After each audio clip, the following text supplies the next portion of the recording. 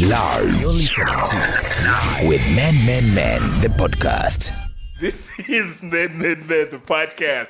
Karibu sana kama unasikiliza kutoka popote pale ambapo unasikiliza. As we always say, it's a conversation for everybody. Na tunachozungumzia hapa ni mental health au vitu ambavyo vinahusika kwa namna moja au nyingine na swala zima la mental health, lakini basically at the end of the day we want men to be better. Mimi naitwa Michael Baruti. Nadia Ahmed, our own resident psychologist, is here. Why I cannot get used enough kwa kusema resident psychologist. It sounds so fancy when you. Yeah, Nadia, how are you? I'm good. You're right. I'm all right. Should we talk about it or should drop it? Just drop it. Anyone who wants to study in Tanzania, don't. If you can afford to go away, go. That's something. I hope your lecturer hatasikiliza unachosema right now. Because sidhani kama kitakusaidia kwenye performance yako. Yeah, so that's Nadia. Kama unataka kuongea naye ni @mindmatterstz on Twitter and mindmatterstz on Instagram, and then kwenye bio yake there's the link ambayo itakupeleka moja kwa moja kwenye website, and there are million ways, kuna njia zaidi ya milioni moja za kuweza kumpata kutokea huko. I think we haven't recorded during this time kwa muda mrefu sana kiasi kwamba I'm losing my vibe and I'm feeling it. Like you're rusty. Yeah, I'm winging it. You know, I'm winging it. Yeah. Na sisi tunaweza kutupata kwenye Apple Podcast, Google Podcast, Boomplay, Audiomack, Spotify, na popote pale ambapo ni njia rahisi zaidi kuweza kusikiliza podcast. Remember to subscribe, share, like, and most importantly to follow kwenye Twitter @menthepodcast and on Instagram @menthepodcast. Share with us chochote unachotaka kutuambia, lakini pia kama unataka kuwa mgeni kwenye podcast yetu, feel free, come through. It's for everybody, but uwe mwanaume au iwe inahusisha mambo ambayo wanaume unataka kuyazungumzia. Ben, mambo vipi? Poa, I say. You're right, man. I am doing well. This is Ben Oden. Ben Oden does a lot of things, man. We'll get into that in a bit, but kuna kitu nataka niseme ambacho it will really not be fair kama sitaanza. So I think Ben amesikiza last few episodes, because nimwambia, so Ben, let's come uje tufanye podcast. The first thing he said was nije na mic zangu. It made me question whether I could record the sound. I was like, Ben is sending subliminal messages, you know. So I was like, no, my pride wouldn't let me. Nikamwambia Ben, no, we've got this. Of course, at first nilikubali, like in my mind I was like, no, that's not gonna happen, you know. So we started that part. Now Ben being Ben, akaona kama sijaenda na mic, but I might as well come with the t-shirts, man. And I made a t-shirt for me and for Nadia. I'm going to go pick a picture. Yes, please do. You know we can do this at the end of the podcast, right? Okay, I continue. But it's okay. So Ben amekuletea t-shirt imeandikwa Ben Oden in the process. Mbele imeandikwa Ben Oden in the process. Nyuma imeandika I am in the process. One for me, one for Nadia. Thank you. Ben, kwanza, thank you. We're grateful. You're welcome, my pleasure. For your presence and for the gifts. Yeah, but tell me a little bit more about I'm in the process. Yes. I think a few years ago, maybe like 4 or 5 years ago, I was in a space in my life ambapo ni kama, I guess I had an existential crisis in terms of who am I, what is my life about, naelekea wapi, yani. And through that period, of course, as trying to, I guess, transition to be more essentialistic, it means kwamba kuamini kwamba okay, I have a purpose, I'm here for a reason. Sasa kwenye kipindi ambapo ndo nikaenda kupata hiyo revelation or the epiphany, and I had a vision for what I believe that my life is about. Sasa, and I came to realize watu wengi sana mara nyingi, when you get to that point where unajua you have either a dream or a vision for your life, au kuna sehemu unataka kwenda, unajua, that could be anything, by the way. It can be a business, it could be a relationship, it could be you want to become a certain type of person. Between where you are and getting to the point where you become that thing, there is a process. Na watu wengi sana wanaishia njiani kwa sababu hawajui kupita kwenye hiyo process, au kwa sababu tunasema mchakato. Sasa kunakuta watu wengi sana, they have this place that they want to go, lakini tunaishia katikati kwa sababu hatujui jinsi ya kupita hapo katikati hapo. So I was fascinated by this concept of okay, how, kwa sababu I met a lot of people who wanted similar things that I did, lakini unaona kabisa sio kila mtu. Mwingine ukutana naye after a few years yani maisha yamebadilika, their priorities have changed, they want to do something else. So I was like, okay, so what happens hapa katikati hapa, kwamba kuna mchujo unatokea, wengi sana wanabaki, and then only a few make it to the other side. You can look at it from a sports point of view. Unakuta inawezekana hata kwenye elite sports, how many people play?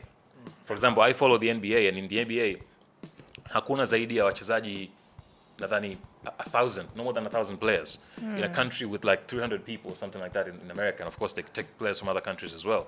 Kwa hiyo unakuja kugundua kwamba yani to get to the very top, to get to this ideal place that you want to get, whether ni ndoto yako, whether ni who you want to become, wengi sana tunaishi hapa katikati. So I was like something is happening hapa katikati hapa ambacho wengi wanakata tamaa, people can't make it. So I was fascinated by this concept of the process. So of course I started doing a lot of research, and ultimately I wrote a book. I actually did I called it a podcast at the time, but right now with what I know, I wouldn't call it a podcast. It was just like an audio piece talking about the concept of the process. Lakini I was like, there's more. Kwa hiyo nikafanya a lot of research, and I wrote a book basically talking about how to walk in this in-between period ili kuhakikisha ile ndoto yako au unapotaka kufikia or who you want to become, you actually get to the other side. Kwa hiyo I used, of course, history, things that have happened in the past, best practices, and yeah, so and I published a book. This was 2019, I think Feb 2019 is when the book came out. And through, of course, learning all of that stuff, najua I came to learn kwamba the best approach to life, so to speak, is actually embracing the process. It's loving the process, not so much the destination, not so much the victory. It's really hapa katikati hapa. So it's not really the trophy, it's how do you run that race. So basically that's why even in the back of the t-shirt it says, I'm in the process, and actually enjoy. And actually I have hats that talk about the same thing. It's like embrace your process. Yeah. And so I have essentially become like an ambassador for this whole idea of the process. I love the process. I've come to love the process. Before, I hated it kwa sababu it's hard. It's hard work. It's hard. It's boring. It takes so much of you. A lot of failures in between. A lot of failures. Disappointment. Alafu of course, unajua hii process ya kugrow hapo katikati. To grow, you have to be exposed. Sio? Kwa hiyo, it's a very unpleasant. Yeah. Lakini once I've come to understand what the process is and who you become in the process, I've actually come to embrace it. And I have this, I think there's a quote in the book that says, becoming is worth more than achieving. And I believe that. Who you become along the way has a lot more value than what you actually achieve. And kwa watu ambao wameweza kuachieve chochote, unakuja kugundua kabisa kwamba that high that you have lasts for a very short time. Alafu maisha yanaendelea tena, unajua. I'm sure like trying to produce the first episode, there was like, I know it. the amount of work it took to do that. Alafu, you upload the episode and you're like, that's done. Okay. Yeah, like what's next? What's next, Yeah. So here mindset, of course, it's good because the goal drives you. The goal, najua, gives you that fuel in terms of unataka kufika pale. Lakini what many of us do ni kwamba we postpone, being present and mindful hapa katikati because we are so caught up in this place that we want to get. And as a result, unakuja kugundua at the end of your journey, of course, hearing a lot of people who've lived that way, unakuta unafika, unamaliza safari yako ya maisha and you didn't live kwa sababu unajua ulikuwa and there was this thing that you were chasing and you realized that life actually happens in the process and not at the victory mwishoni pale. So that's why I love the whole concept of the process, and that's why even whenever I get a chance to speak about it or to push the book as well, I believe kwamba kuna watu ambao itawasaidia. And I've had people, maybe I wouldn't share their names, some of them are like najua well-known figures ambao who've come back to me and said, by the way, your book like got me through some hard times na nini kwa hiyo. So I'm just grateful that I was a vessel to actually deliver this message to everyone else. What's the name of the book? It's called In the Process. It's available like on easy online bookstores, Amazon, Barnes and Noble, and whatnot. But people can you can search either Ben Oden or In the Process Ben Oden. You should get the book, Yeah, and also podcast while I lead others. Yes. Yes. Ben is doing a lot of things, and I like the introduction ambayo amesema kwa sababu directly na relate na kitu ambacho tunataka kuja kuzungumzia leo, which is technically so by now this is a men podcast na tunazungumza kama wanaume humu ndani. Nadia is a men by association, kamacho wanaume memteua yeye akaridhia hicho kitu, kwa hiyo tumeshamtunuku hiyo nafasi. So tunazungumza na wanaume na tunazungumza mambo ya kiume, na kitu ambacho na ndio maana nasema what I'm about to say relates direct to what ulichokuwa unazungumza, kwa sababu really tunataka kuzungumza kuhusiana na umuhimu wa mwanaume kuwekeza kwenye kukua. Na simaanishi kukua kwenda gym na kutunisha misuli na nini, but I'm really talking about mentally and why it's actually so important, you know, for us as men to do that. I have a dream kwamba sometimes few years to come, if not sio kama sio generation yangu, generation inayokuja, what we are doing now, me and Nadia with the podcast, inaweza kuja kuimpact watu wengi sana, and then maybe we'll have a generation of so much better men than tuliopo sasa hivi, kwa sababu sisi tuliopo sasa hivi are lucky, some of us tumeweza kugundua weakness tulizonazo before it's too late, right? Before it's too late, yeah. Tumeweza kugundua, lakini kugundua itoshi, na some of us are working on these things, you know, katika tu notion na kujaribu kuwa a better person. So concept ya kuinvest kwenye your own growth na your own mental health na vitu kama hivyo. Ben, kwanza kabisa, what is your take? I think of course kwa sababu nilikuwa natafakari wakati unaniambia kwamba we're going to do this episode, right? Yeah. And just thinking about growth generally. Na nikaja kujengelea mwenyewe kwenye maisha yangu kwamba okay, before I became a person who would actually invest in his own growth, huko nyuma nilikuwa naishi kwa namna gani? And nikaja kuona kabisa kwamba I think kuna hii concept ya world view, right? Like what is your world view? Mtazamo wako wewe ambao una drive maisha yako ni mtazamo ambao umejengwa kwenye misingi gani? Nadhani yani that alone determines a lot of things, kwa sababu kama tuseme wewe your world view ni kwamba the point of life, let's say, is pleasure, right? Huko very hedonistic. Kama huo ndio mtazamo wako wa maisha, yani growth is not necessarily kitu ambacho kinaweza kuku attract au kikawa kitu ambacho unaona kama vile ni rewarding, kwa sababu point ya maisha ni starehe, point ya maisha ni to feel good, unajua. And growth by just the virtue of the definition doesn't feel good. Kwa hiyo kama mtazamo wako wa maisha ndio uko hivyo, growth yani kitu ambacho utakuwa unakikwepa na utakiona kwamba ni unnecessary, kwa sababu yani why struggle while I can actually enjoy, while go through pain when I can actually go through pleasure. Kwa hiyo mtazamo wako wa maisha sasa ule, what's your world view, ndio utakao determine whether or not you actually invest in growth. Kwa hiyo kwenye kulijibu swali lako sasa nitalijibu coming from my world view, and my world view ni kwamba yani life is really all about becoming. It's who you become along the way. Unazaliwa pale mtoto, hujui chochote, unajifunza, the entire journey ni becoming. Kwa hiyo nikitazama kwa mtazamo huo hapo kwamba maisha na point ya maisha kwa sehemu kubwa is who you become, growth yani ni kitu ambacho ni inevitable, ni kitu ambacho hakiwezi kuepukika, ni kitu ambacho siwezi nikakipinga, kwa sababu I can't become if I don't grow. Yani siwezi, I have to grow to become whoever I'm trying to become. Kwa hiyo kwa mtazamo huo kwangu mimi naona growth ni kitu ambacho ni muhimu sana, kwa sababu ili kupiga hiyo hatua lazima nijifunze vitu ambavyo sivifahamu, na lazima nipite njia ambayo sikuwahi kupita, na vyote hivyo kuna maamuzi ambayo itabidi niyafanye hapo. Maamuzi of course different things, it could be financial decisions, it could be relationship decisions, it could be knowledge decisions, it could be unajua environmental decisions, so many decisions I have to make hapo ili kutoka nilipo kwenda kwenye sehemu nyingine. Which brings me back to now the fact kwamba wengi waga, and I think this is my own perspective, and you guys feel free kutokubaliana na mimi, lakini I feel like a lot of time tuna avoid swala zima ya kujaribu kukua because it involves making decisions, and we don't like making decisions. Yeah, we really don't, kwa sababu Nadia say this all the time kwamba binadamu tumekuwa condition, tunapenda vitu ambavyo ni rahisi. So Ben, why did you decide to opt kufanya kitu kigumu, which is investing kwenye kukua kwako, na ukaacha kufanya kitu ambacho ni rahisi? Now tukirudi pale kwenye ulichozungumza world view yako kwamba it doesn't mean world view yako ni starehe.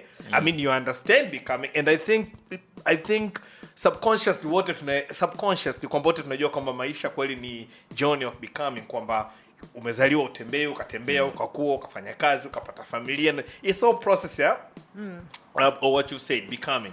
Lakini why did you opt kwenda kufanya kitu kigumu wakati kwa kuna kitu rahisi about which you could have just lived? Na kuelewa. Sasa so I'll tell you guys a story of how I came to that point. There's a stand-up comedy, I think, special Chris Rock, Tambourine or something like that.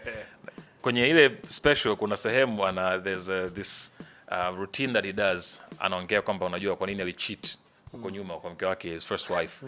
Na akasema why right now, yani he wouldn't opt for that. Akasema ni kwa sababu peace kwake yeye saizi, and he would take peace over, of course he would use a word that I wouldn't necessarily use on this podcast, right?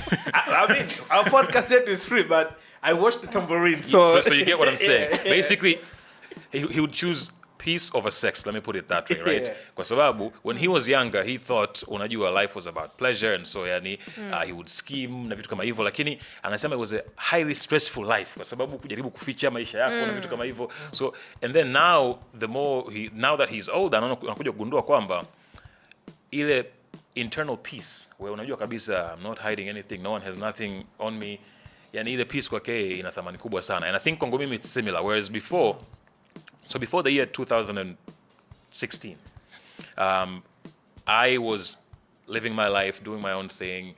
I was a terrible person, basically. Let me just put it that way. I was a terrible person in terms of morality. I had no morals, so to speak. In workplace, personal life, no morals whatsoever. And ni kwamba Ben comes first, and it's all about you. It's all about me. I will do what I have to do to put myself first and to make sure that I'm winning in whatever situation. Kwa hiyo hapo I was someone who was very deceptive. Yani kwamba unajua, yani unawaingiza watu mjini kama tapeli fulani hivi unakuwa. Halafu I was also a thief in a sense. Yani nakumbuka, and I'll tell you guys that story where I had a job, and the position that I was in gave me access to funds kwenye kampuni, but I also have knowledge of finance. Kwa hiyo unajua, so I guess that money laundering mind, so to speak.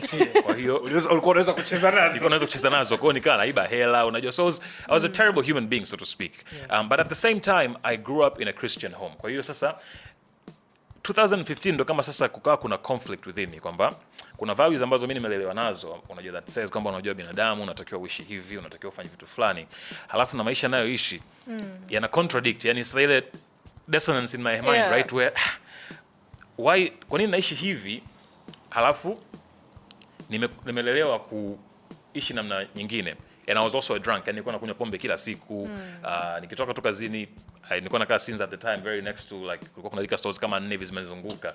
Kwa hiyo ilikuwa nyingine mpaka wanakujua, unaweza ukachukua utalipa nyingine. Kwa hiyo I was drinking every day, getting high every day. It was just a terrible life, so to speak. And I think part of the reason nilikuwa nafanya hivyo vitu ni kwa sababu nilikuwa najaribu kusilence all the voices, kwa sababu kuna ile conflict within me, and I can't deal with the noise inside. Kwa hiyo ni bora kuintoxicate myself ili niweze angalau nakuwa level headed kufikiria na kuweza ku get to the next day. Kwa hiyo 2015 nimeishi for a long time feeling like that. And I don't know, something happened. So before that nilikuwa na kawaida tu kuishi hivyo, yani kitu gani.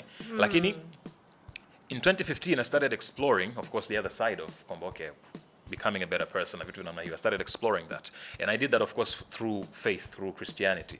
And so the more I explored that side, the more the conflict, yani nakuwa pushed sasa kwamba I say you have to choose one. Yani now you're like trying to survive on 2 different world views and ways of living, kwamba huwezi ukaishi hivi alafu unataka hicho, huwezi kutaka hicho wakati unaishi hivi. Kwa hiyo chagua kimoja.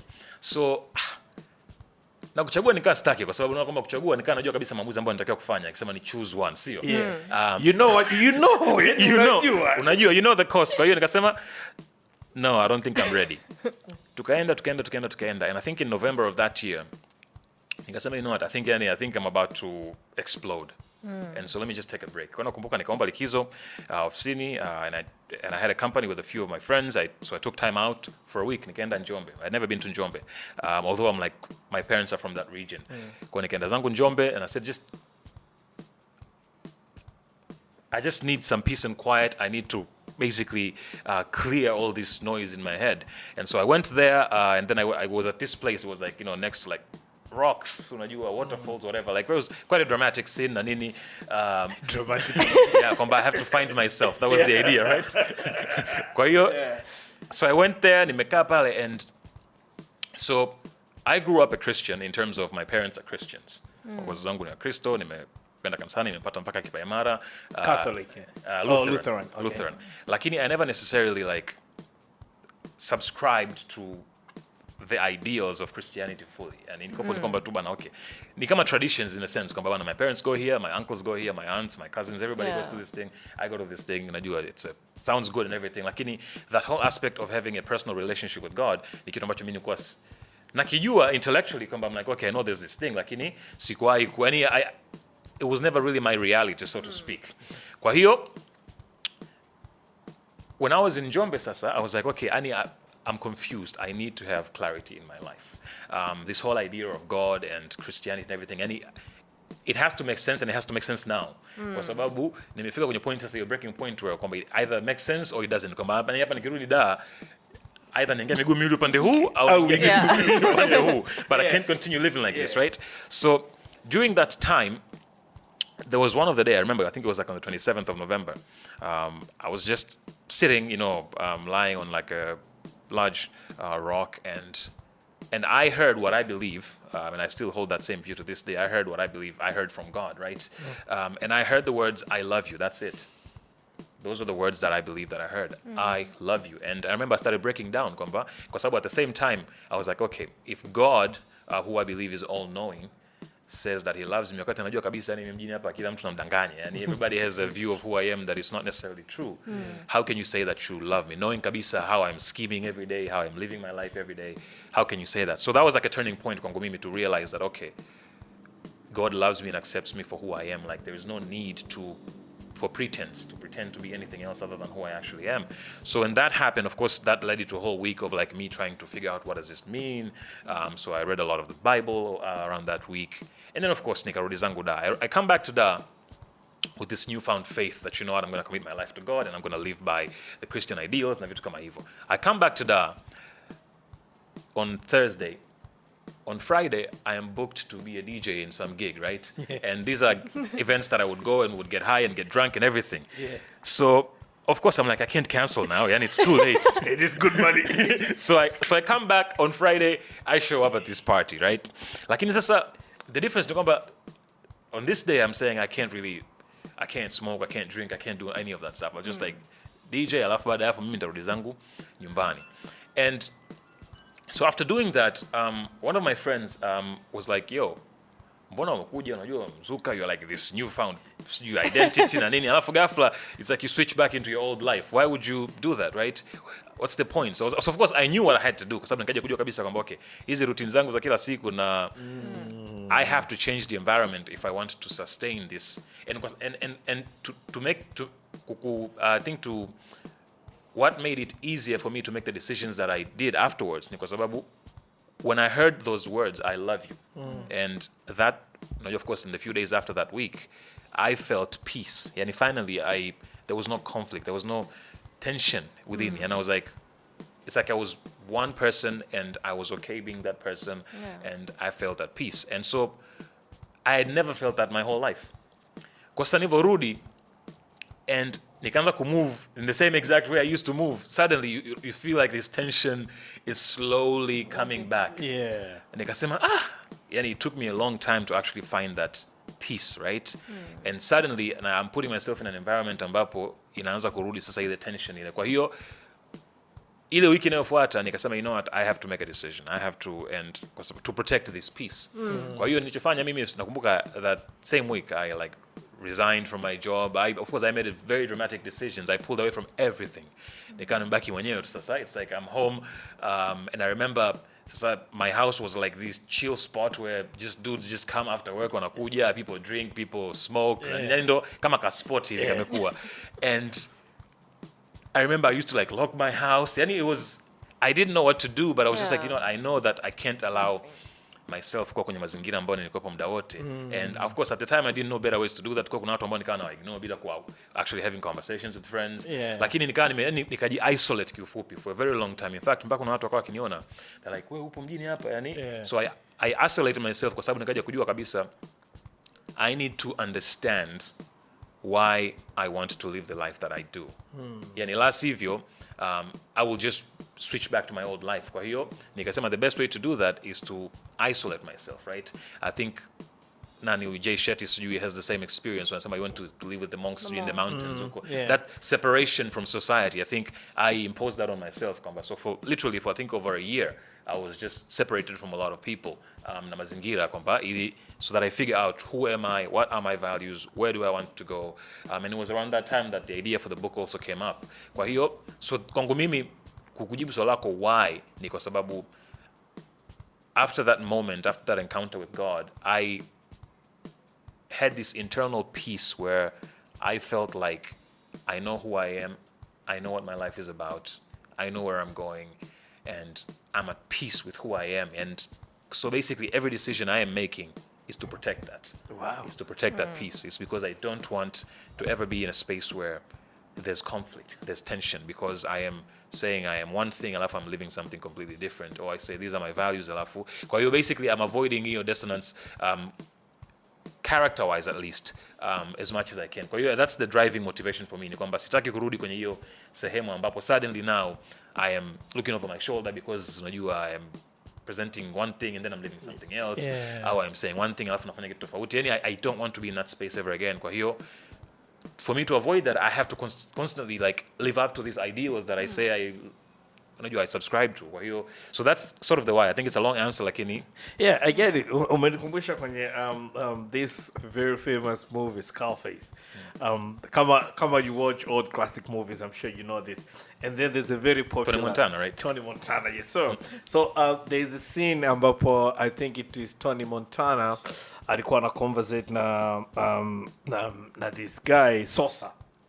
As now so Sosa thought kwamba now if you watch this movie, you know Tony Montana was a guy from Cuba, came into America, started doing drugs and what he got big time, yeah, like unga. So now there's this scene ambapo this guy Sosa alikuwa anadhani kwamba Tony anambetray, and then Tony was like, hey man, all I have is my word and my balls. You know, and it's something about mimi na washikaji wengi tukao tunaongea, at least the people that I trust, we say as a man you're only good as your word.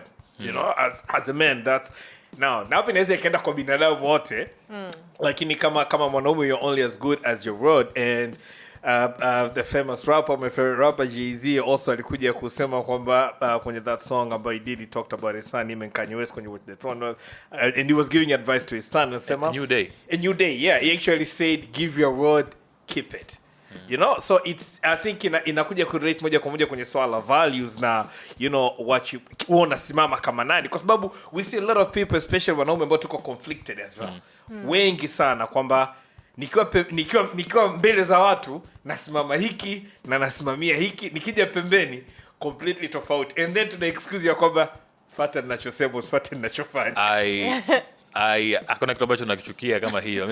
I mean there are other things, but I think it's up there. Yeah. This whole idea kwamba eti ambacho nakumbuka baadhi ya wazee wetu ndio wanasema hivyo kwamba fuata ninachokisema usifuate.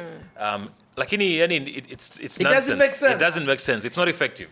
And as a father now, ben naelewa kwamba watoto mara nyingi wanaiga zaidi. Kwa sababu kids don't follow what you say.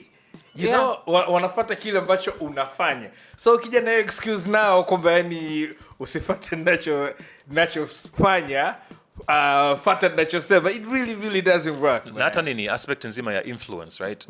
Influence inakuwa cultivated au sustained na character. Yani influence, ndio maana kwa mfano hata social media influencers tuseme, sio, they build this idea of who they are online, sio. Alafu kuna wengine unashangaa ghafla word comes out, sijui bana huyu mtu nyumba alikuwa sio kwake amepanga. So once that stuff comes out, suddenly influence inapotea. Kwa sababu gani? Because now we realize you're not who you said you were. Kwa hiyo siku zote influence ya namna yote ile, kwenye ngazi ya familia, kwenye ngazi ya ofisi, kwenye urafiki, influence yote ile inakuwa sustained na character. Kwa hiyo inawezekana ukatujaza tukakubali mwanzoni, lakini tukija kushtuka kwamba bana wewe ni mtu ambaye ni tofauti unavyosema, yani influence inapungua. Na ndio kwa mfano kwenye ngazi kwa mfano kama za serikali, kwa sababu kuna aspect ya compliance, whether mtu anasema anachokifanya au la, yani we're all forced to comply, sio. Lakini kwenye sehemu ambapo compliance doesn't work, people have to choose to follow what you say, ni ngumu. Na ndio maana unakuta wazazi ukiwa under their roof ni compliance, kwamba yani wewe mimi ndo nakulisha, mimi ndo nakusomesha, utafanya ninachokisema. Lakini watu wakishaondoka nyumbani, suddenly they do what they want. Kwa sababu gani? The parent alikuwa ana operate na compliance badala ya commitment, kwa sababu influence yake ilikopo ni weak, kwa sababu ulikuwa unasema kitu kimoja unafanya kitu kingine. Whereas wazazi ambao walikopo consistent kwamba ninachokisema ndivyo nilivyo, hata mtoto akihama nyumbani, yani bado ana authority na influence over that child. Nadia, if to bring you in here, do we think kwamba katika vitu ambavyo jamii now speaking tukizungumzia wanaume kabisa,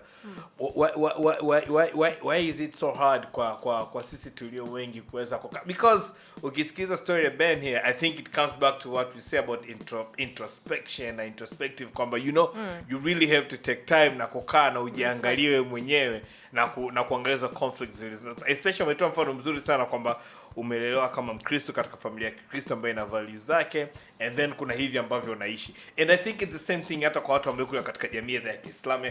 Anyhow, nadhani wengi sana tunakuwa tunaweza conflict. Why are we not triggered na kwanza kuona kwamba ninachofanya unachosimamia sio sahihi, na hiki ndio kitu sahihi cha kufanya niki, lakini yet we don't want to do that? Well, inategemea. Unajua levels of conflict, internal conflict zinatofautiana. So the level of internal conflict that Ben had is probably, the magnitude of it is different compared to someone else. Unajua mtu mwingine anakuwa ndio anafikiria, lakini perhaps the one side weighs more than the other.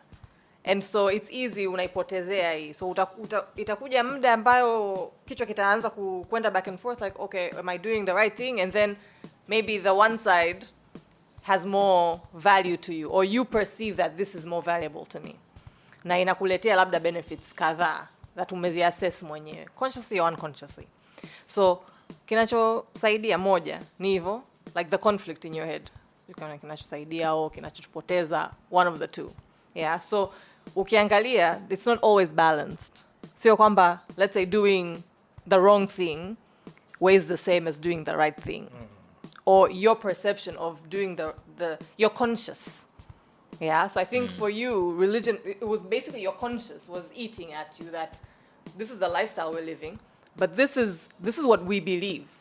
You, as your essence, there was a specific root and there was a specific essence that you had, and it was inspired and it was built by the faith that you grew up with and the values you grew up with. Sindio, lifestyle ilikuwa iendani. But if you think about it, the faith, that essence of you, its weight was stronger. It was a bigger weight compared to the lifestyle. And so that's kind of what basically led you to that breaking point. Watu wengine hawana hiyo. You know, so inakuwa labda it's not equally balanced, or maybe the bad outweighs that essence. Yeah. That voice in your head that's speaking for the good there's too much noise. It's silenced. Now, do you have to reach a breaking point ili uweze ku make the necessary changes that you want to make? That's a good question. So, and this is where consciously choosing to do things comes in. Because today, labda hauna hiyo conflict, lakini unajua fika kwamba kuna vitu ninavifanya hapa ambavyo sio sahihi. Labda ndio moyo wangu hujanisuta bado, au unakuja unanisuta once in a while, but you know, I mean, as human beings, tunajua we know what's right from wrong. From childhood, unafundishwa what's right from wrong and etc. Lakini, when it comes, you don't have to get to that conflict. It's only a few I like to say select, privileged people get to that point. Because when you get to that breaking point, the change you make is massive. You made a shift. Yeah? I don't know if you know Viktor Frankl. Yeah, I know. He was in the concentration camp. Yes. Right? I mean, he had to go through extreme shit. Sorry. It's not the first time you say that, right? Keep going. You know, to discover that, okay, ultimately, as human beings, we are free to choose. You know? Ultimately, no one owes me anything. Ultimately, it is me. I need to make these decisions. I have this ultimate freedom to do what I want, what I feel is right. To act in my best interest and also the world's best interest. When you get to such a space, that conflict, the change, I think it's what? Economy? I don't know. Language. But when the force is big, the impact is big as well. Yeah, so I say it's a privilege. And I think actually to add to what you said, even if the change is the opposite direction. Kwa sababu even if you look at you know, the Pablo Escobars of the world. Yes. Ni watu ambao unakuta ukifuatilia unakuta amelelewa, unajua, and then kuna mazingira yaliyokuwepo where they were forced to that conflict you're saying, right? And the bad outweighed the good. Yeah. And like once they switch to the other side, yani ndio hivyo sasa kwamba now unajua no breaks. Yeah. So I think it goes both way, and I think It does.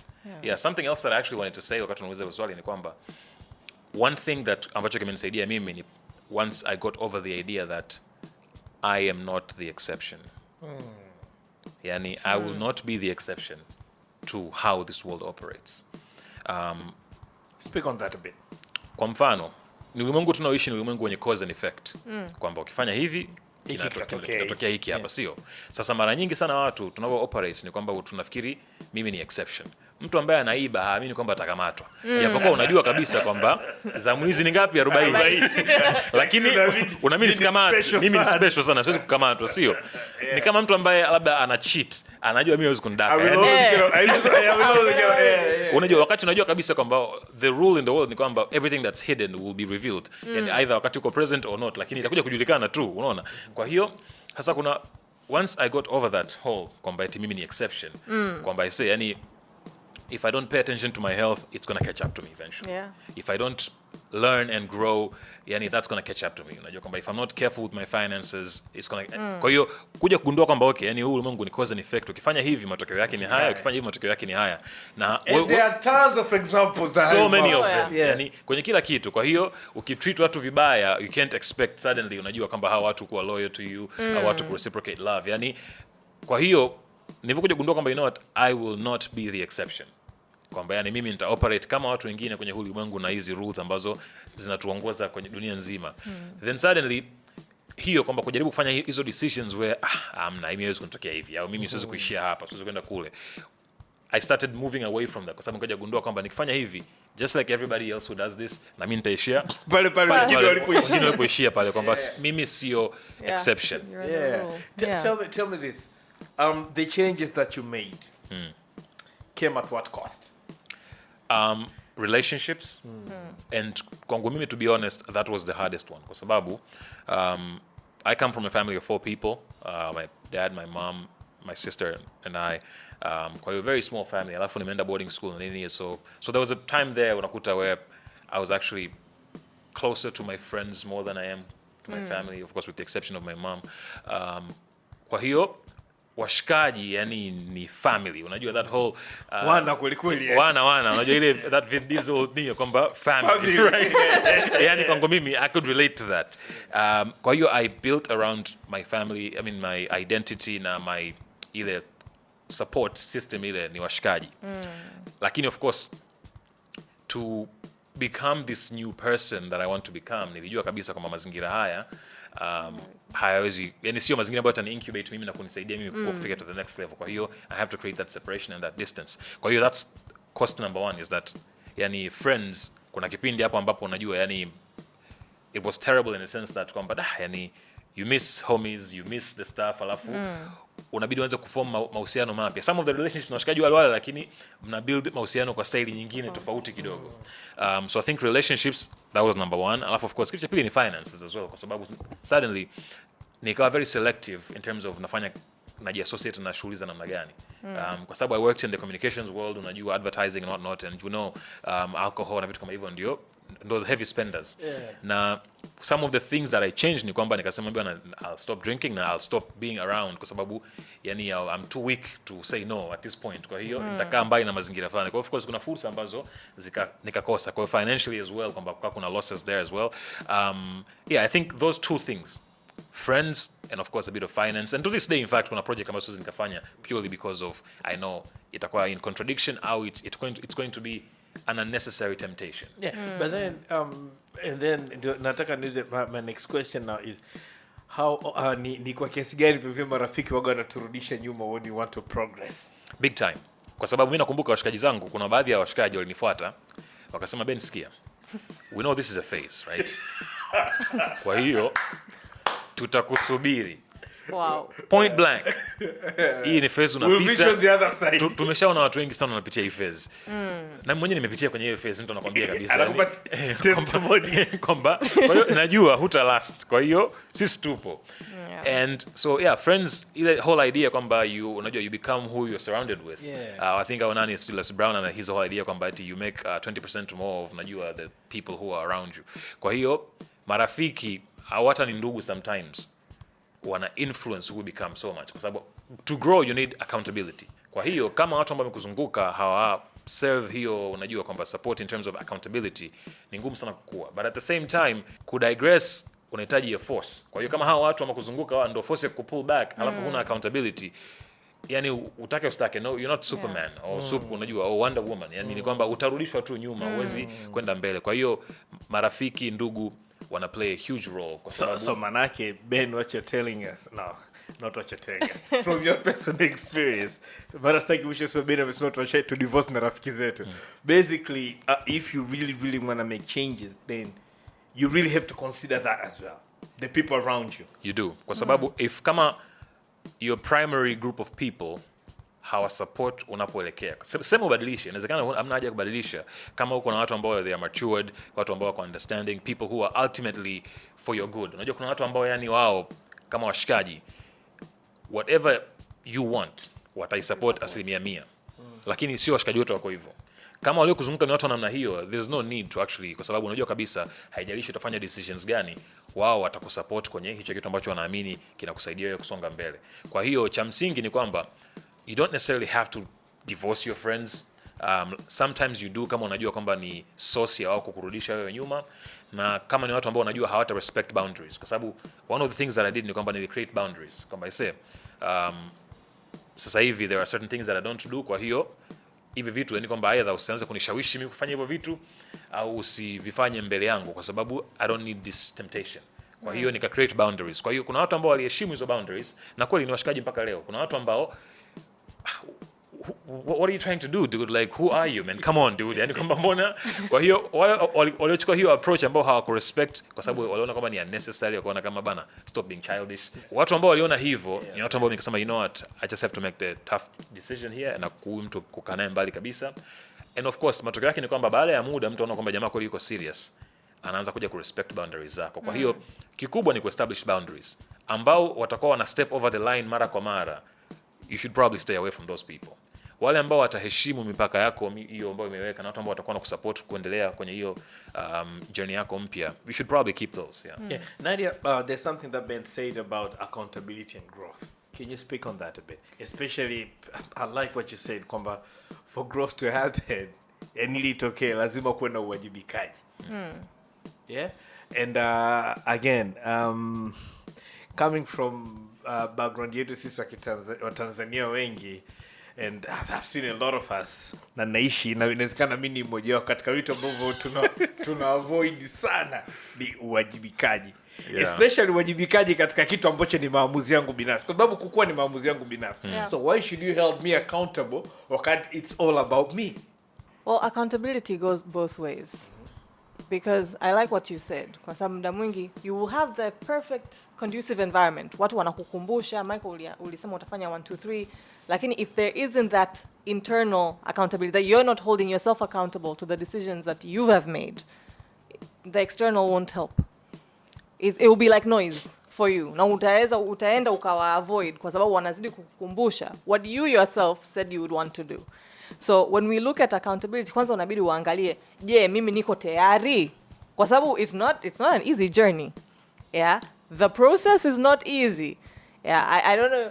I always have this sign that I always make my clients read whenever they come in. I'm like, you're here. That means you're ready to do the work. This is not easy. Mimi sito, I will not resolve your problems. I will not, if it's a marital issue, I'm not going to be the one solving the marital issue. Nyinyi. If you're going through a personal crisis, it is you. I'm just here helping you navigate the end.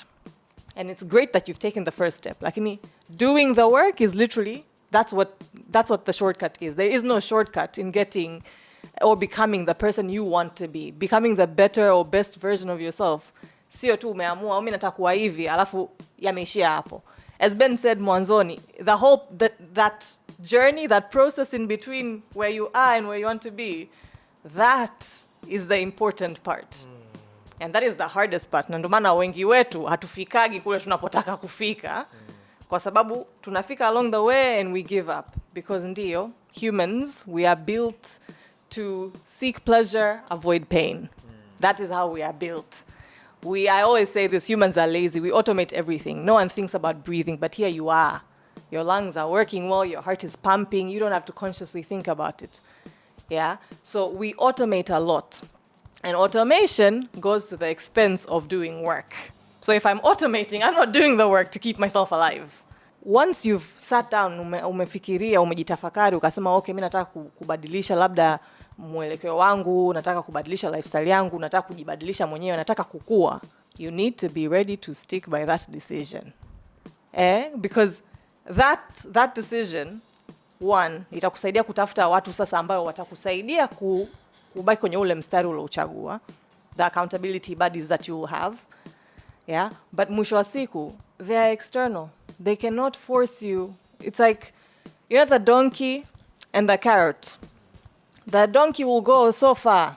Yule anashikilia ile carrot anaweza akachoka mkono akaudondosha afu uendelee kuenda.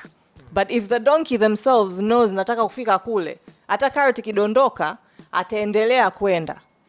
So when we think about the people around us ambao watatu hold accountable, wanafika muda wanachoka kama wewe mwenyewe hauna ile internal drive.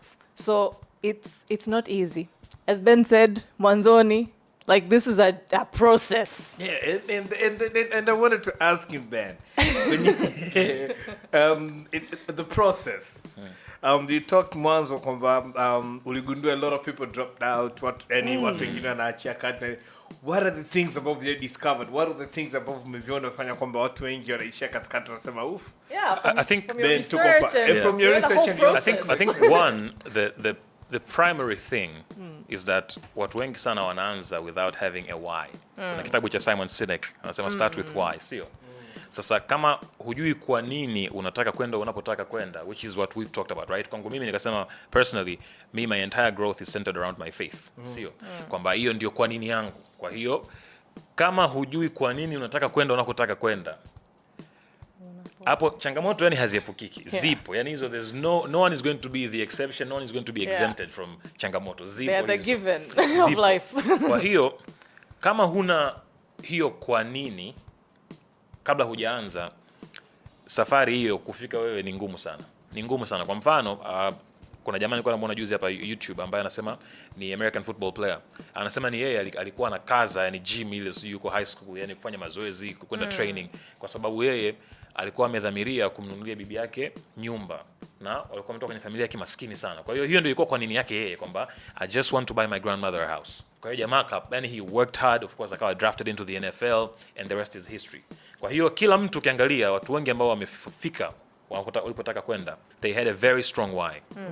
Kwa hiyo kama hujui kwa nini unataka kufanya kitu, yani you want, I think I'll give you guys an example. Sio kwenye familia yetu sisi, my mother is diabetic, my dad is diabetic, my grandmother is diabetic, yani among other things, high blood pressure and all of those things. And so mimi having workout routines, eating well and all of those other things, primarily driven by that, kwa sababu najua kabisa kwamba genetically it's highly likely kwamba na mimi nitaishia ambapo my parents and my grandparents wameenda, sio? Kwa hiyo I am trying, that's my why. I know that I don't want, kwa sababu I see how one hard life is at that point, and I know how that can be a burden to the people around you as well. Kwa hiyo I'm trying to one, live a good life huko mbele safari, at the same time to not be a burden to anybody, my kids and everyone else. So that's my strong why. Kwa hiyo nikikaa tamaa ile unajua kwamba whether it's cake au vitu gani vingine, I'm like au saa nyingine I don't want to work out. The motivation is because I know exactly why I want to, be healthy. Kwa hiyo in every aspect of life you need to have a why. Yani a why is very important. Kwa mfano kwenye mahusiano, sawa? I grew up in, I guess, a typical, it's unfortunate kwamba hii ndio typical Tanzanian home, where unakuta mshua ana watoto wengine huko mtaani. It's sad kwamba hiyo ndio typical. Normalized it. It's a sad norm. Yani ukitoka katika familia ambayo iko hivyo ndio tunakushangaa. Kushangaa kwamba inakuaje? Tanzania kweli? Wewe hujui labda. Utakuwa hujui ndugu zako watakuwepo tu. Kwa hiyo nimetoka kwenye familia namna hiyo, and nimeona how when unajua hakuna hiyo faithfulness and fidelity, how that can affect the entire family. Kwa hiyo nikasema kabisa kwamba mimi bana, I want, yani sitaki familia yangu mimi, whether my wife or my children, wapitie hicho kitu kabisa. Kwa hiyo I want to be a faithful husband. And that's my why I know, kwa sababu nimeshapitia huko haya maisha and I know how it feels like, and sitaki watoto wangu mimi wapitie kwenye hiyo maisha, and I don't want my wife to also go through that as well. Kwa hiyo kwenye mahusiano, that's my strong why. I know why I have to be faithful. And in fact, mpaka kuna mshikaji wangu mmoja, he's a rapper, anaitwa Bupe, he's from Kenya, ana line yake moja anasema, your first look should be your last look, or your next look will be your last look. And he was talking about that's a really good, as a hip hop fan, that's a really good wordplay. Yeah. That's a really good Kwa hiyo, wordplay. and that's something that I live by, kwamba. And so going back to accountability, even washikaji zangu, because I know that I want to be a faithful husband, kuna wana ambao najua kabisa kwamba ni wana hizo principles hawana. Kwa hiyo wana wa style hiyo, kusema kweli nakaa nao mbali kabisa, kwa sababu najua nikiwa around them, halafu hilo pepo likanikamata huko ndani, ni watu ambao will not hold my hand and say bana bro, achana na hizo mambo. Welcome to the club. Finally. Haukwamba kawaida. Kwa hiyo, so I avoid that. So I want to be around people ambao najua kabisa hata akapita mwanamke hapo, mimi nikageuka kwanza kumshangaa yule, watasema yo homie, like unazingua, unafanya vitu gani tena, unajua. Kwa hiyo, so you need to have a very strong why to actually kukusaidia. Kwa kwangu mimi ni kwamba najua familia ninayotaka ku erase, and that's my why. Sifanyi tu kwa sababu najua nimeambiwa kwamba bana this is the right way to live, lakini I know kwamba unajua faithfulness na vitu kama hivyo ndio ambavyo we vow kwenye harusi na vitu kama hivyo. But I took the step to understand why. Kwamba kwa sababu saa nyingine usipojua why, afu unasema bana these are my values, lakini why are they your values? Kwa nini unaishi kwa misingi hiyo hapo?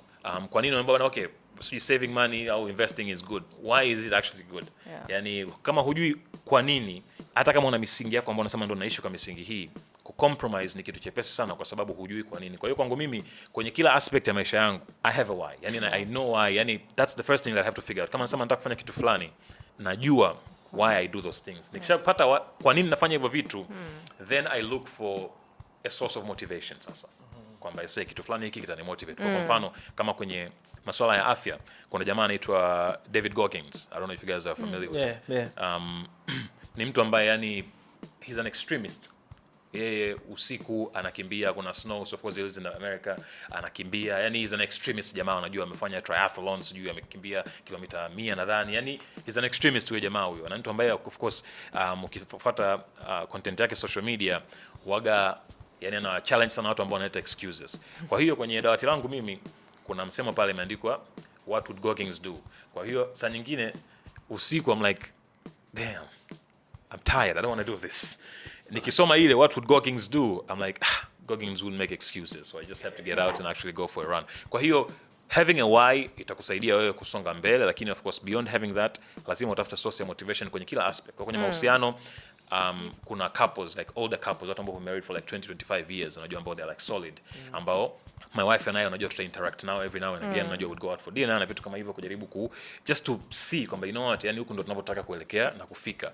Kwa hiyo kwenye kila aspect, kwenye finances it's the same, kwamba unajua you have friends ambao wame reach hiyo aspect of financial independence and you want to be around them, ili uone kwamba I say ndo na mimi nataka kufika hapa. Kwa hiyo even though it's tough right now, even though I have to say no to a lot of things that will probably give me pleasure right now, ngoja tu nitangangana nifike huko. Kwa hiyo having a why will help you, kwamba unajua say yes along the way, lakini having a motivation as well, a source of motivation, itakusaidia vile vile kufanya safari yako iwe unajua not as hard, so to speak. It's kind of like your internal compass, because the compass, you have your map, you know where you're going, but the compass inaku read to, what's the word, redirect, whatever. Like if you're going, of course it will tell you no, that's the route.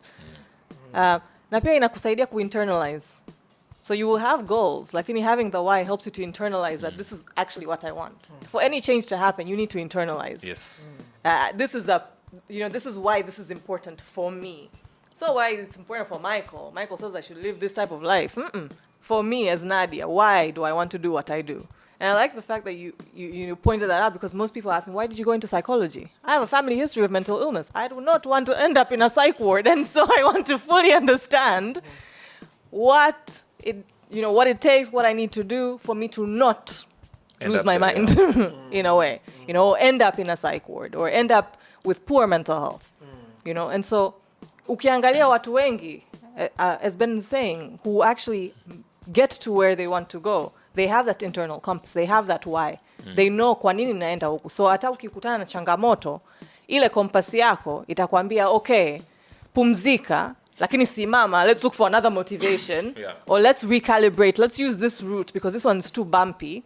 Lakini ile compass inajua tunaweza tukapita, maybe this is a shorter route lakini ina bumps nyingi. Let's redirect, tupitie huku because it's perhaps smoother but longer. Yeah, in a sense that there's less roadblocks and etc. Na kitu kingine nadhani vile vile kwamba, so let's say someone has a why. Kitu ambacho kwangu mimi, which is like I guess a statement that drives me, kwamba so now I have a why, like overall kwamba I want to become a better person, sio forget about the specifics. Just overall kwamba najua kwa nini I don't want to be the same person leo, kesho na kesho kutwa. Baada ya hapo, I believe that knowledge drives holistic growth. Mara nyingi watu wengi tunabadilika kutokana na circumstance, lakini circumstance ni kwamba your growth becomes segmented, kwamba kwa kama mtu unaishi kwenye mazingira ambayo huwezi ku afford mahitaji yako na vitu ambavyo unavitaka, suddenly you become like, unajua, single minded, nataka kutafuta pesa. Halafu unatafuta pesa at the expense of everything else. Unakuta kama ni baba, familia na neglect, marriage inakuwa neglected, mental health neglected, kwa sababu you are single minded because your circumstances drives your need for growth.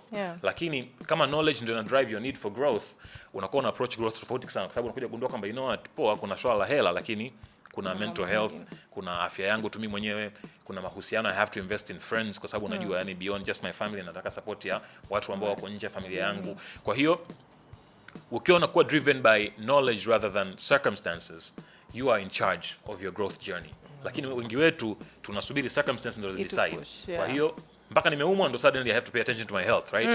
Or suddenly I am depressed, I have to pay attention to my mental health. Na ndio maana kwa mfano even kwenye swala la mental health, I see a therapist. You do? I do. And kuna kipindi, so of course, kwanza we always love to kidogo tunataka sana ku normalize swala watu kwenda kuonana na therapist. So whenever we get a person ambaye anatuambia na muona therapist, we appreciate. Shout out to you, man. Tutaanza kutoa t-shirts kwa watu wanaokuja wanatuambia wanaona therapist. Sasa kwenye challenge accepted, man. Sasa kwenye therapist hapo, I started because of a problem, right? Ndio circumstance, kama circumstances ndio gonna drive mimi kumuona therapist.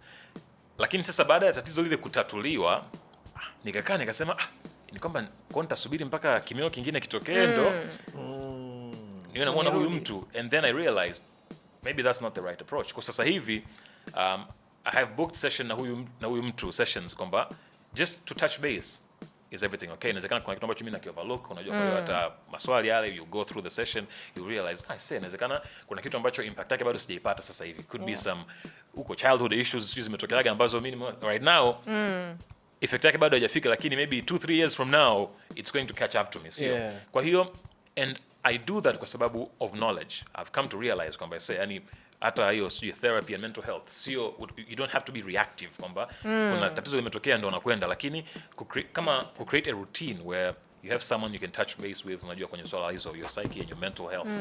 You have something hospitali, kama ndio maana tunafanya annual checkups, sio kwa sababu unaumwa, lakini because you want to make sure that hata kama kuna tatizo unalijua kabla halijatokea.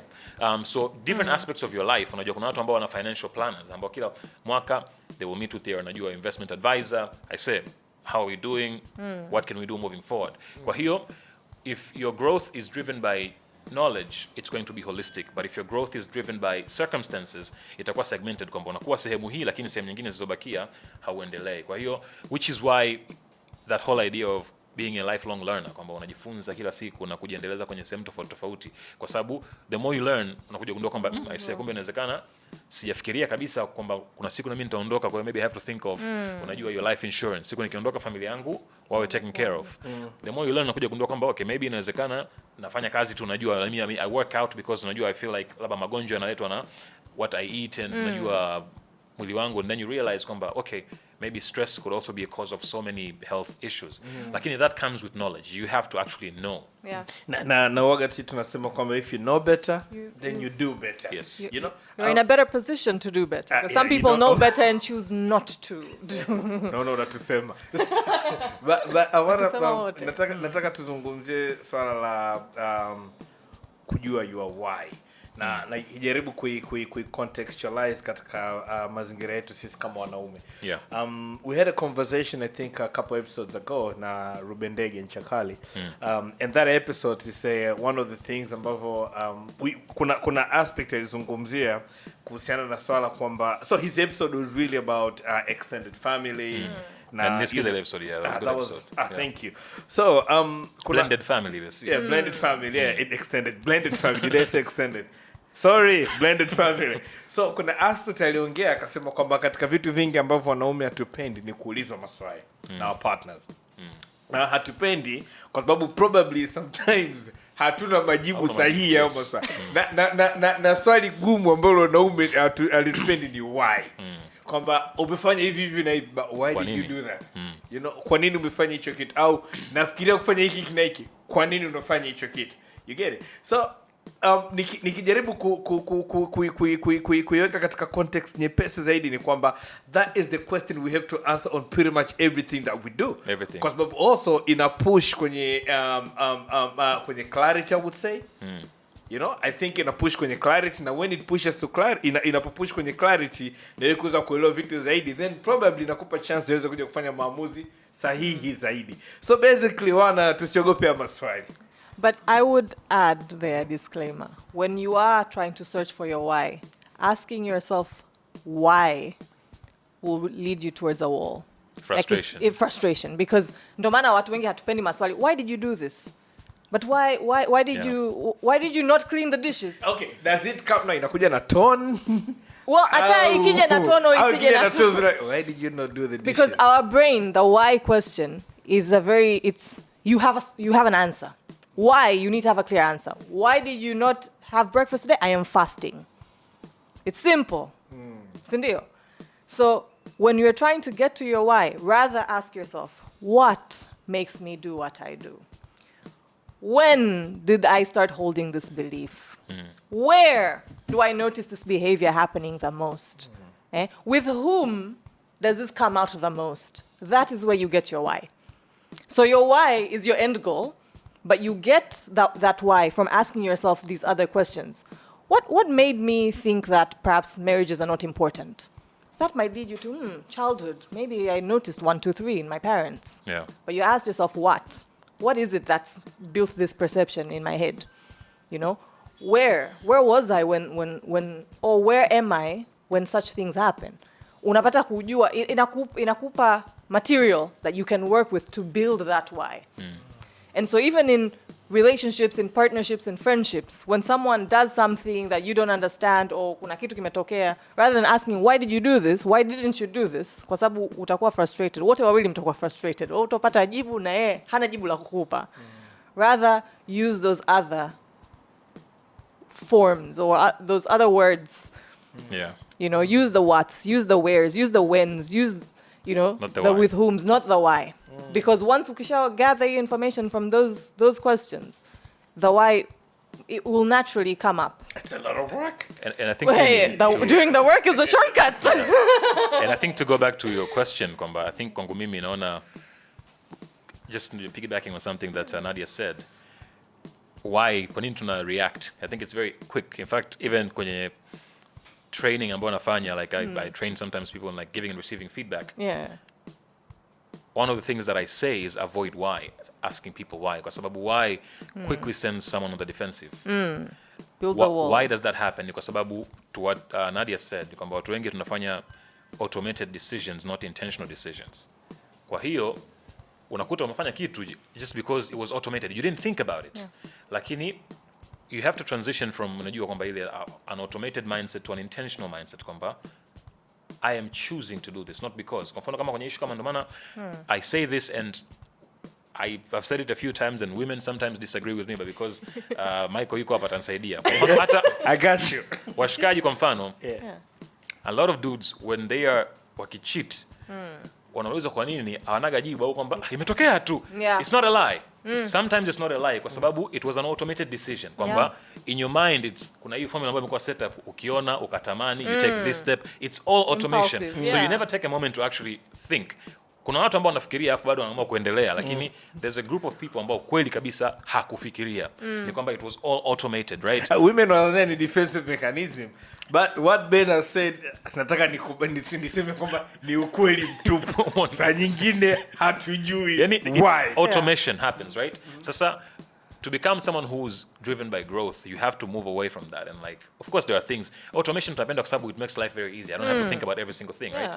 Lakini kwenye mambo ya msingi kwenye maisha yako, you can't operate that way. Ni kama ambavyo mtu unajua, ndio maana hata people who design softwares and applications, they do the same exact thing, kwamba wanajua kabisa kwamba for the human mind to make a decision, kwamba there has to be some stimuli on the inside, there has to be something that triggers you. Ndio maana even our phones have the ringtone, kwamba ukishasikia tukiona that heart imepop up on your phone, you're like, okay, somebody likes something on Instagram, you go. Kwa hiyo even products and companies are using how we have automated the decision-making process kujaribu to get us hooked on their products. Kwa hiyo I think kuwa mtu ambaye uko driven by growth, you have to step away from automation kwenye mambo makubwa ya maisha yako and actually become someone who is more intentional. Kusema okay, kwa nini nafanya hichi kitu? Sasa it's the same thing with money. Unakuta mtu umespend hela afu hukuwaza hata you never took time to spend, mashaka hela imeisha. Inakuwa whereas if you are someone who is intentional, you would ask, why do I need, and kama huna discipline kwenye issue kama ya hela. In fact, Ana mwenyewe huyo waga anatucheka, my wife and I, kwa sababu mimi as a way kuweka hiyo break, nimejiweka kwamba before I purchase, like kuachana na basics za nyumbani, sijui whatever, before I purchase anything, I will essentially tell my wife, I say, nataka kununua hicho, what do you think? Ile kata.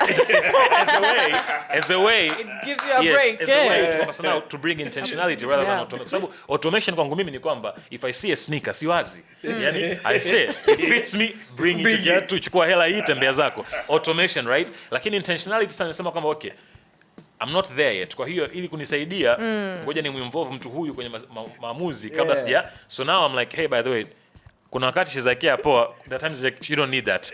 And so I'm like, it's true, I don't need this. And I get away. But I think yes, ukiwa una operate na automation, of course, ukiulizwa why utajidefend kwa sababu the truth is hukufikiria kwa nini umefanya hicho kitu. Lakini ukiwa mtu ambaye uko more intentional, ukiulizwa kwa nini, jibu nalo kwa sababu ulifikiria kabla hujafanya hicho kitu. Ben, kwenye the process ambayo tulikuwa tunazungumza, I asked you about the things that you lost. But let's talk about the things that you gained. Yes. What did you gain?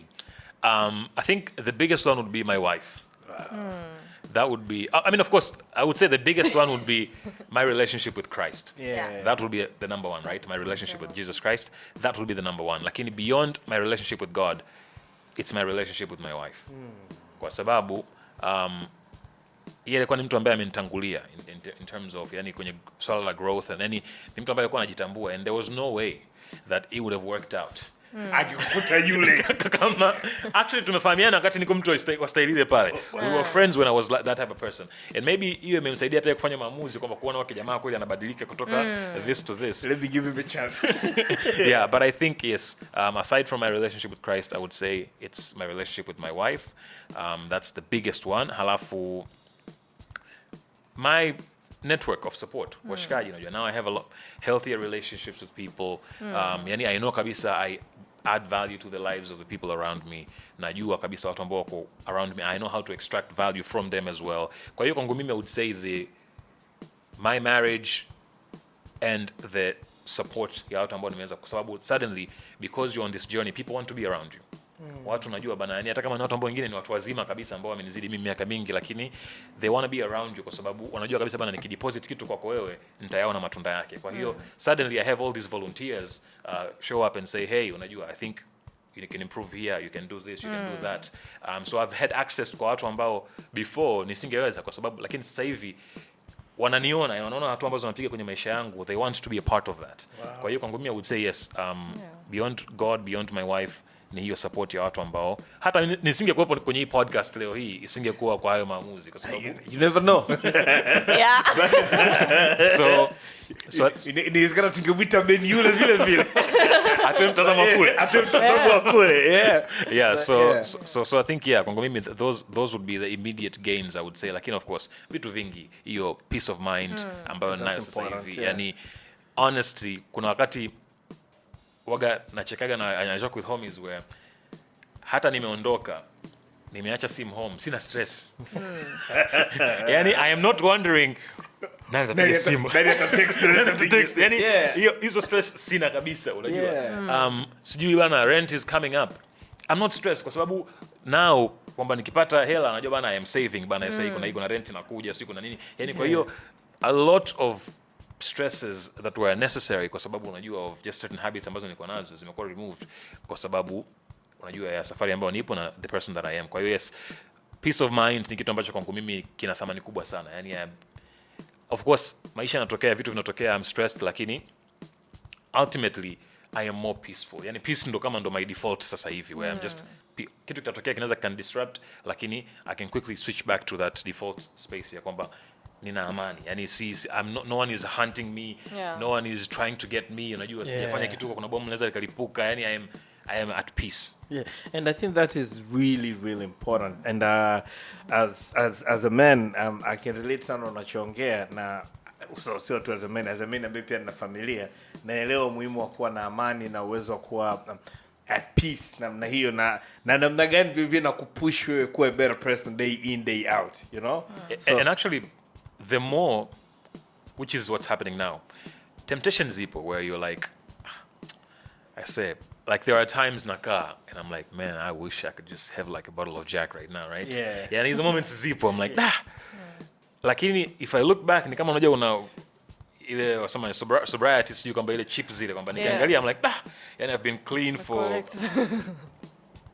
kwa hiyo the more I am on this journey, the more I don't want to get out, kwa sababu nikiangalia nyuma naona kwamba I don't want to, you don't want to go back disrupt the track record kwamba nimeweka, unajua ni kama saizi I've done it for so long sasa hivi, then suddenly, and by the way I'm not trying to say nimetumia mfano kama pombe, kuna watu ambao wanaweza kawa bana say unasemaje pombe ni kitu kibaya na nini, ni mmoja wapo. Yeah, so I think as a Christian many people tend to actually assume kwamba I don't drink because of my Christian faith. Lakini that's not the reason. In fact, the Christian faith doesn't necessarily tell people not to drink. It says don't get drunk, not necessarily drinking. Yeah. Kwa hiyo, lakini mimi I know that hiyo self-control ya kusema nitaonja, I'll have one glass of wine or one shot or whatever, I don't have that. I am self-aware enough to know that I don't have that self-control. Kwa hiyo kuavoid kabisa altogether ni bora nisiguse, kwa sababu najua nikishagusa, I think what is it, Carl Jung, the renowned psychologist, has this idea which is I believe is true, anasema kwamba everyone has a shadow, kwamba kila mtu yani you have this dark side in you, and many people tend to be yani kwamba unakuwa either naive au you I guess you pretend to not know that, or to come into terms with the fact that you have a dark side, and that dark side is capable of a lot of things. Sasa I am well aware of my dark side, and I know when I switch to that person what I do, and I know what triggers me. And kwangu mimi I know kabisa alcohol is one of the things that triggers me. That your concept here, your first look should be your last look or your next look, that goes out the window when I'm intoxicated. There will be many looks, right? Why not avoid it altogether? Yeah. And going back to what you're saying, pros and cons, right? Yeah. I'm like, okay, I know that if I drink, I know. And watu ambao nasemaga bana pombe ni kibaya, I'm like, you've never drank. Alcohol is nice. You feel good, right? Yeah, you do. That high. And so that's the gain. But what I would lose is my peace, because I know I will ultimately make decisions that will come to haunt me. Yeah. It will put me on a path ambayo, now suddenly, let's say, God forbid I do that, and let's say I cheat and my wife finds out, and now suddenly we're on a journey to rebuild trust. That can take years, and so I'm like, you know what? No, you don't want to go through I don't want to go through that. Not worth it. It's not worth it. It's not worth it. Kwa hiyo yes, nitafanya vitu vingine vya kunifurahisha, lakini hiki I'll have to stay away from it kwa sababu more damage than Good. Yeah, and for people who are listening, ni kwamba this is Ben's story and his own personal experience, Yes. you know, and what actually has worked for him. So I figure the challenge would be for you and Banaskiza, what are the things that you can do? Yes. You What know, works for you? Yeah, what works for you? What are your triggers? What are the things, you know, what are the things you should get rid of? But most importantly, what is your why? Yeah. You know? And I think I like that you Yeah. said it that way kwa sababu watu wengi, which is why sometimes I avoid getting specific with my story kwa sababu people tend to think your story is prescriptive kwamba kila mtu unajua kwamba ni kama I'm giving prescriptions kwamba fanya hivi. Yeah. Lakini it's not. Yani Yeah. this is what worked for me like you Yeah. said. Kila mtu amekuwa wired tofauti and na and that's why I think self awareness ni kitu muhimu sana. Yes, Lakini sasa changamoto ni kwamba wanaume wengi tunataka kuiga kwamba kama walionizunguka hakuna anayefanya maamuzi haya, unapata tabu. We want references. Huyu kafanya hivi na mimi nitafanya vile. If you are Because I think we strive in competition, and sometimes it doesn't even make sense. And affirmation as well. And affirmation, yes. Men, we have this plague where we care so much about what other men think about us. Oh yeah. Kwa hiyo kuna yani katika ile jamii ya wanaume, wale wanaume wa juu kabisa, lazima wanitambue na mimi. Yes. You know, it's crazy. It's crazy. Lakini crazy. yeah, and that sometimes inatupush tushindwe kufanya maamuzi that are good for us. Yeah. Inawezekana ni maamuzi ambayo kwenye jamii uliopo hayajafanywa na mtu mwingine. Kwa hiyo you're like the odd one out. Kwa hiyo unashindwa kufanya kwa sababu unasema unajua kama mtu mwingine amefanya it's easy kwa sababu mbona akafanya na mimi nimefanya. Kuna reference yule pale amefanya.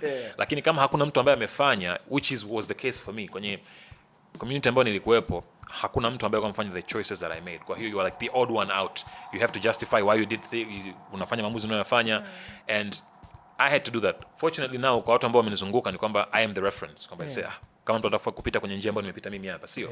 Lakini ultimately nadhani ukishajua your why, ukishajua your circumstances and what would work for you, yani you have to get to a point where you don't care what people think.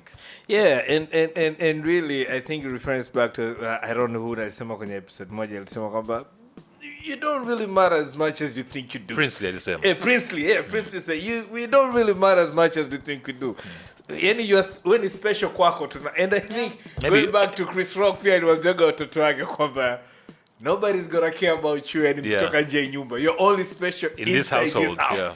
Yani mkishatoka nje ya nyumba nobody cares. And I think yani mentality ambayo lazima tuwe nao kwamba everybody has their own shit that they're dealing with. Na mambo yao, na struggle zao, na maisha yao. So probably hawatatumia muda mwingi sana kwa kudiscuss kama unavyodhani. And ultimately everyone's you like live with that yourself, as well. yeah. And we're all like that. I'll be here sitting thinking, I wonder what these people are talking about me. No. And the other person's also thinking, I wonder what Nadia is talking about. So essentially we're all narcissistic. So ukifikiria in that sense, no one really cares about you and what you're doing. We're all just busy thinking about ourselves and what the world is thinking about. And I think how kitu kingine ni kwamba about people, even if they do actually talk about you, people don't know as much as they think they do. Yeah. Something else that I've learned kwamba watu hawajui unachokiongelea. Mimi nakumbuka when I quit my job to start my company, kuna watu wanaambia bro utachemka tu, yani unajua game ilikuwa yani yes. And kuna wengine watu ambao unawaheshimu, unajua watu ambao wanayajua mengi, wameishi kuyaona mengi, watu ambao wana resources, so their word means something. Halafu usikilize, you go with unajua your decision and your gut, things happen and you're like they had no idea what they were talking about. Yani we see this sometimes I think in sports and arts kwamba unakuta kuna critic atakuja atasema huyu hatoboi au huyu kaamia kwenye timu hii hawachomoki hapa. And then suddenly people win championships and you're like they had no idea. And this whole notion of expert opinion, hakuna kitu kama hicho. Ni kwamba no one knows what the future holds. No one knows what tomorrow holds. Kwa hiyo kwamba ukaweza ku-uphold na ku-elevate opinions za watu wengine wakati unafanya maamuzi yako wewe, that might be the wrong approach kwa sababu chances are they probably don't know what they're talking about. Wanatumia historia kimetokea nyuma kujaribu kukwambia wewe lakini and then kuna the fact kwamba pia wengine wana project their fears on you. Big time. There's that too. Kwamba I couldn't do it, so you can't do it either. Because I couldn't do it then. Yeah. Well, unawezaje, you know? So, but then since I cannot say it like that, I just end up saying, I don't think sidhani kama utafanikiwa kwenye hiyo. na vitu kama hivyo. So it's again projecting my fear kwako, and then ambayo kama ukiwa kidogo mtu ambaye hujajitambua, it might inaweza ikakutingisha. And that's why it's important to have the why. Kwa sababu if you have the why, hata kama unakutana na sometimes unajua kuna watu ambao you don't invite them. They wanakuja tu. Wanakupa tu comments zao. Yani hujamuinvite. Sababu unsolicited opinions sio kwamba yani wanakupa tu kama ilivyo. Kwa hiyo if you have that why, unaweza kutingishika kweli for a few days, lakini that why will center you kusema kwamba I know why I'm doing. Yeah, stick to the goal. Yeah, I'll stick to it. Najua ni matokeo ndio atakayoniambia whether or not I should continue, lakini I know my why. Wow, man. Anything you want to add? Nothing. Kabisa, this is so not you. Usually we're going to say, I have nothing to add, but, and then unaongeza. Bwana Michael, unaniprobe. Nadia, if there is one thing you want a person to get from today's episode, what would that be? Know thyself. Know thyself. Take time. Take time. Sit with yourself. As we said, most of us do not project. We project our fears, we project our strengths, our weaknesses onto others. Kwa sababu that's all I know. I speak from my worldview, my perspective. Ndio, I've read and I'm educated and I've worked with a number of people, but still, Ben's story ni may digest through Nadia's lens.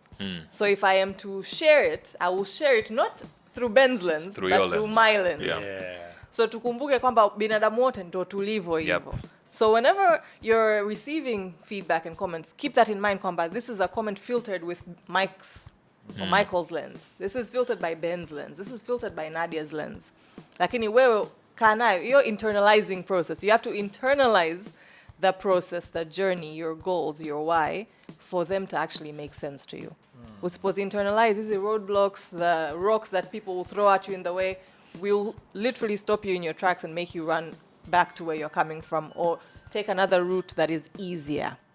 Easier tena in these air quotes, kwa sababu nothing is really, shortcuts are not easy. Yeah. Shortcuts in life are not easy. It's one, either your conscience will haunt you, or life will catch up with you, or you lose people along the way for taking a shortcut. Lakini when you do the work, it takes the effort, inachukua muda, inakuchukua nguvu yako, lakini mwisho wa siku you have that inner peace where that dissonance in your head inakuwa haipo. You know, so take time kujitambua, and do this on your own. You can do it with a professional. They will ask you the right questions to help you get to the right answers from you. Yeah, so when you sit with a therapist, I'm not sharing my worldview with you. I am just asking you the right questions ili kumwambia about your worldview, apate kukuelewa. Lakini tukikana marafiki, ujue kabisa, yani watakuuliza maswali au the feedback they give you is painted with their worldview.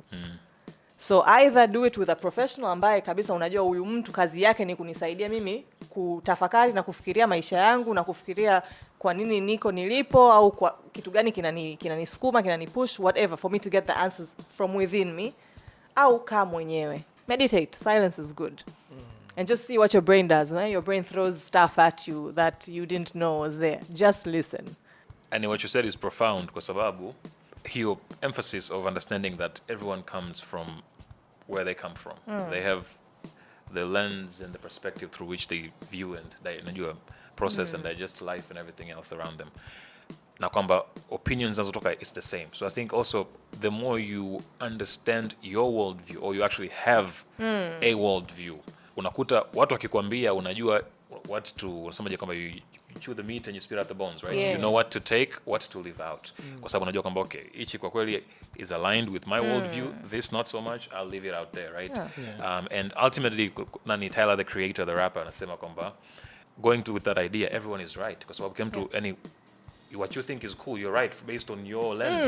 And what I think is cool is right based on my unajua sasa mara nyingi unakuta mnaishia kubishana na conflict because you want everybody's right. Yeah. We want kwamba but ultimately my right has to be right. But you realize you might all be right, unajua kwa sababu based on where you come from. Unakuta wrong is always determined by your worldview.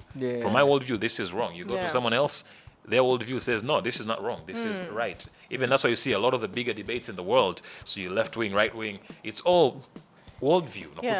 Who you call worldview yake, they're absolutely right, this is wrong. Who you call worldview yake, they're absolutely right, this is right. So the more you understand that, the more comfortable you are with disagreeing, the more comfortable you are with even at a conflict. But you know what? Yes, of course we come from different places.